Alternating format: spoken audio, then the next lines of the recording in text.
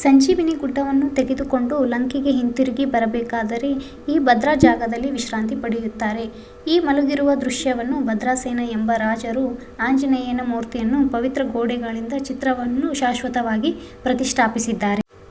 ಈ ದೇವಾಲಯದ ನಿಖರವಾದ ದಿನಾಂಕ ಕೆಲವು ನಿಗೂಢತೆಯಿಂದ ಮುಚ್ಚಿ ಹೋಗಿವೆ. ಶಾಪಿಂಗ್ ಅದೇನಾದರೂ ಮಾಡಬೇಕಂತಂದ್ರೆ ನಿಮಗೆ ಸಾಕಷ್ಟು ಅಂಗಡಿಗಳು ಇಲ್ಲೆಲ್ಲ ಸಿಗ್ತವೆ. ನೋಡ್ಬೋದು ಯಾವ ಥರ ಎಷ್ಟು ಅಂಗಡಿಗಳು ಇಲ್ಲೆಲ್ಲ ಇದ್ದಾವೆ ಅಂತ. ಈ ದೇವಸ್ಥಾನವು ಬೆಳಿಗ್ಗೆ 5 ಗಂಟೆಯಿಂದ ರಾತ್ರಿ 10 ಗಂಟೆವರೆಗೂ ಓಪನ್ ಆಗಿರುತ್ತೆ. ನೀವು ಬೆಳಿಗ್ಗೆ 5 ಗಂಟೆಯಿಂದ 10 ಗಂಟೆ ಒಳಗೆ ಯಾವಾಗ ಬೇಕಾದರೂ ದರ್ಶನವನ್ನು ಮಾಡ್ಬೋದು. ನಮ್ದಂತರೂ ದರ್ಶನ ತುಂಬಾ ಚೆನ್ನಾಗಿ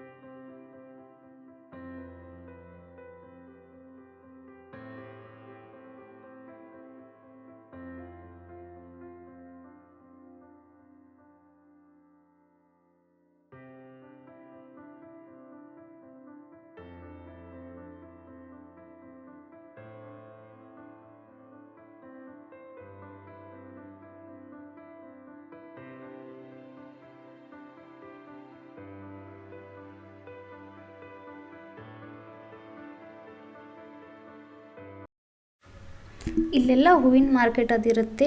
ಹೂವಿನ ಮಾರ್ಕೆಟಲ್ಲಿ ನೀವು ಒಂದೇನು ಗಮನಿಸ್ತೀರಾ ಅಂತ ಹೇಳಿದರೆ, ಎಕ್ಕದ ಹೂ ಬರುತ್ತಲ್ಲ ಅದರ ಎಲೆಗಳಿಂದ ಇಲ್ಲಿ ಮಾಲೆಗಳನ್ನು ತಯಾರು ಮಾಡ್ತಾರೆ.